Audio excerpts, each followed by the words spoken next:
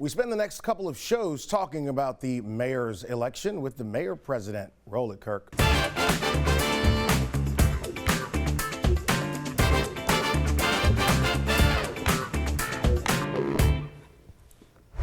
So we wanted to talk about the mayor's election here as we are on the brink of election day. I extended invites to both candidates, Coach Sid Edwards and Mayor President Sharon Weston Broome, to sit with us for this episode of the show and next week's episode of the show. Coach Edwards' campaign declined the invitation. We extended it again after the debate and have not gotten a response. So I guess it'll be you and I having a conversation on a number of topics. Before we get to those topics, the new news this week is about the recent endorsement you got of one of your challengers, Ted James. Let's talk about how that all came about. Well, of course, Ted and I had a conversation post-election, and obviously we both agreed that our goals were very closely aligned, and I am very grateful to him to support our campaign.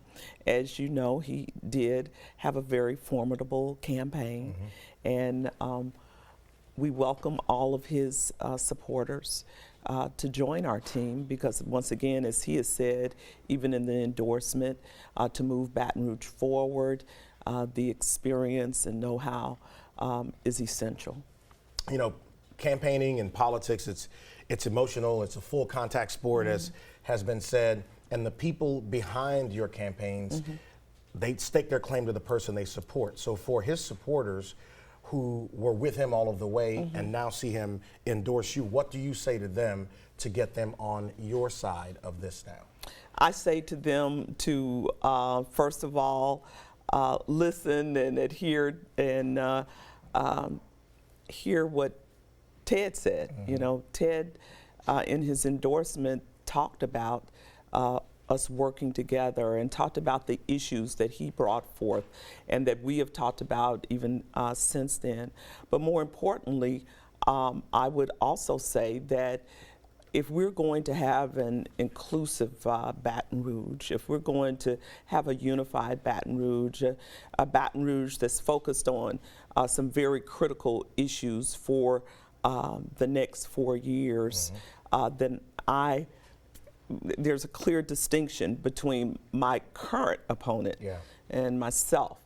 And I believe that the supporters of Ted James would agree with that and be more in alignment with my vision and goals. So I welcome them.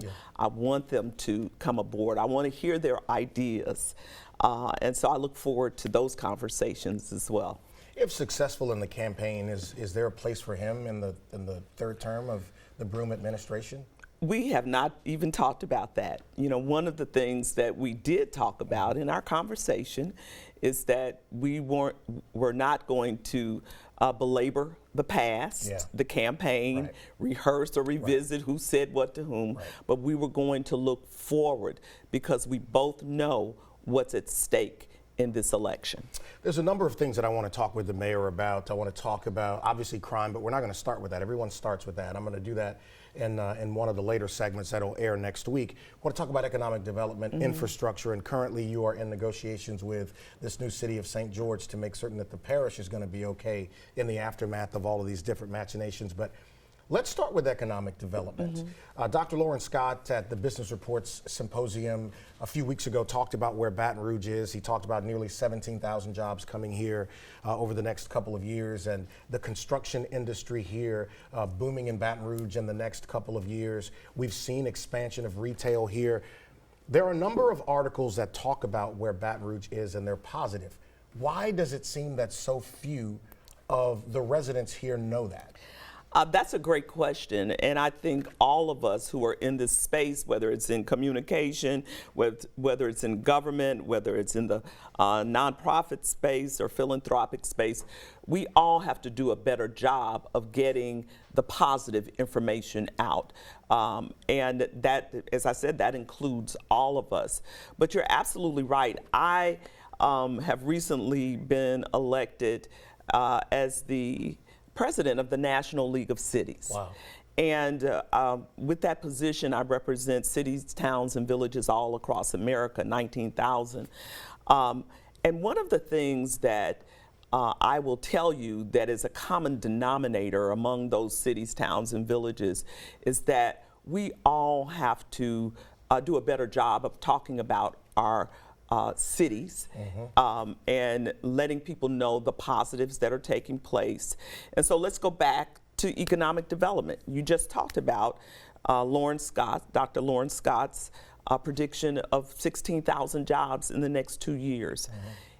Any community would celebrate that kind of news. And we should celebrate that kind of news here in Baton Rouge. We're talking 8,000 jobs a year for the next 2 years. Some of them, many of them in the construction industry.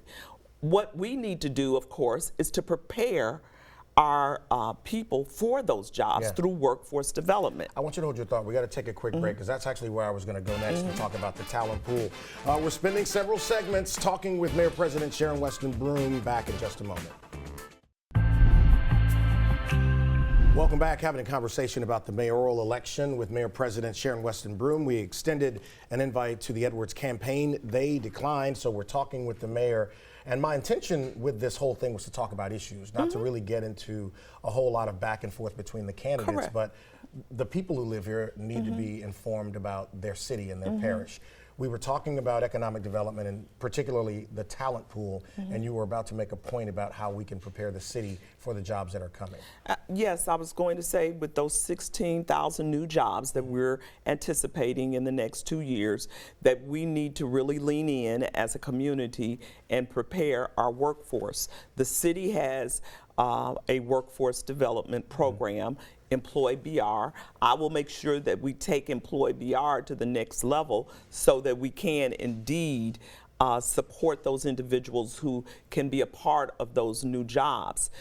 We have some programs already, because you mentioned, Clay, the construction industry. Well, one of the programs I like to talk about is the North Baton Rouge Industrial Training Program that's done in a collaboration with Exxon. And so people go through that training, and when they come out, they are ready and equipped for jobs in sometimes the construction plant industry, right? And so I will be calling on our businesses to help me in the process of preparing folks for those jobs. We also know that those 16 jobs will probably also have jobs that include healthcare and technology, the two emerging industries. We're very fortunate here in Baton Rouge that we have 2 nursing schools. So I believe we are strategically positioned to help our young professionals, our graduating students, be a part of those 16,000 new jobs. And I don't want to talk too much, but I have to say this, you know, people talk about talent retention. One of the keys to talent retention, of course, is preparing the workforce, but it's having opportunities. When I hear 16,000 new jobs, I hear opportunities. You know, what about jobs that, and this is something that's happening around the country, jobs that don't require a 2 or 4 year degree to do them, jobs that someone can get out of high school, be certified, and be in the workforce immediately. We do have a deficit there of talent who will do those jobs. How do we fill those too? Because you do want kids to go on to get an education, but there are these other jobs that are important to the movement of our community as well. We do have, I believe, the training and academic infrastructure for those individuals too, for certification. For example, I know a young man who had a college degree but was still having challenges finding opportunities. He went to the tech college, got certifications in all type of computer areas, and ended up with landing some great jobs. So I believe that we have the training here. We just have to connect our young professionals with that training. Well, that's the point. BRCC is stellar. Dr. Yes. Willie Smith has done a phenomenal Absolutely. job. The point of the question, and it was probably poorly delivered, is how do you turn kids in that direction? The spaces are there for them to get the certification. How do you point them into that direction? Well, we point them in that direction by talking about the opportunities early on. Okay. So we don't wait until our students are in high school to start talking about the myriad of opportunities that exist within our city and parish and how they can get connected to it. We start early on in elementary school and middle school, exposing our students to what's available. Because you're right, everybody is not going to pursue a 4-year degree. But that doesn't mean that they can't pursue a successful career, or that they're not valuable to the function of our city. Exactly. You know, in a third Broome term, what would be the administration dynamic with BRAC and BRAF? Well, we are fortunate in Baton Rouge that we have a variety of entities that complement our city and our parish and its growth and development. I look forward to convening BRAC, BRAF, and other entities to talk strategically about how we lift Baton Rouge up for our young professionals and how we make sure that we're connecting in all areas, not only BRAF and BRAC, but we need LSU, Southern University, and BRCC at the table too, and work strategically on how we make sure and be very intentional that our young people are going on a trajectory of possibilities. We're gonna jump to break early, Alyssa, because I want to come back and continue the economic development conversation, targeting North Baton Rouge and how we crack the code of some of what's needed in that part of our city and that part of our parish. If you're wondering where you can catch the show every week, every Friday it streams during the day on the WAFB app, and you can catch it Friday nights at 7 and replaying on Saturday at 3. Back with Mayor President Broome. We're going to talk about infrastructure in just a moment, but I did want to put a bow on what we were talking about with economic development by focusing on the northern part of the city, where there has been some investment there, but you know, after decades and decades of neglect, we still had a long way to go. What about more development in North Baton Rouge? Absolutely. You know, I can't talk about North Baton Rouge and development without talking about the win of the Amazon Fulfillment Center. I mean, we're talking 1,400 plus jobs that have been made available not only to people in North Baton Rouge, but throughout our community. When I look at economic development for North Baton Rouge and I look at the future, it includes a grocery store for North Baton Rouge. And we've already implemented an RFP, request for proposals, to incentivize people to establish a grocery store in North Baton Rouge, and I believe that will be forthcoming. In addition to that, when we talk about economic development in North Baton Rouge, we cannot ignore housing. Affordable housing is a key to growth and economic development, and in my administration, we've put over 2,000 units in North Baton Rouge, and we are now just had a slate of proposals that were approved by the Metro Council for more affordable housing. So it's very interesting, Clay. We just did a ribbon cutting on an affordable housing development on Jewel Road. Yeah, I saw that. And many of the folks who are pursuing or trying to rent affordable housing there are people who work at Amazon. That's how the circle works. That's how it works. But how do you get people to understand? Because for so long when in Baton Rouge, you know, been here a long time, you talk about North Baton Rouge and people were dismissive of it as a waste of investment. Why put money there, put money downtown, the southern part of the parish and the city, not realizing that where poverty was here at a period, it's expanded because people didn't invest. I know you've done a lot with Safe, Hopeful, Healthy and other investments, but how do you get people who don't live and move in those areas to understand the need to do this? Well, I would say, in all honesty, that I think our citizens have graduated in their understanding of the need to invest in North Baton Rouge. for years, I talked about the fact that we cannot have part of our city at an A grade and part of our city at a D grade. We've got to get that D grade up. And at first there was a little resistance because some people thought that I just had a single focus on North Baton Rouge. Yeah. But later on, when people started understanding the systemic issues that are connected to growth, economic development, public safety, then many of our business leaders said, we're on board. Yeah. What can we do to help incentivize, to help North Baton Rouge become better? We check that box, and I think it changes the entire dynamic of who we are. If those areas start to thrive, if there's workforce coming out of there, if kids are tied to their destiny there, infrastructure improves there, who can compete with Baton Rouge then? No one. Speaking of infrastructure, Move BR is a massive project that started when you came into office, and there's been a lot of work done with it. I'd like to ask where it is before we kind of dive into the weeds on it. Yes, we have now uplifted the majority, I would say, or at least half of our 72 projects are in the works, or some have been completed. And you know, Clay, infrastructure is key to a healthy community. No question. Economically, it is very key to a healthy community. And so when we talk about our roads and transportation, Move BR is a transformative project that will last beyond my 4 years. When we talk about the fact that we are addressing many enhancement projects like sidewalks, sidewalks are transformative for a community. But in addition to that, when I hear people talk about congestion, whether it's on the interstate or in our roads, or on our roads and throughout the city, I have to say, you know, there's a difference when you have congestion and no progress, and congestion with progress. What we have is congestion with progress. Hold that thought right there, because that's good. If the traffic's backed up and you see orange cones, you don't feel as bad about it. All right, we'll come back and talk more with Mayor President Broome.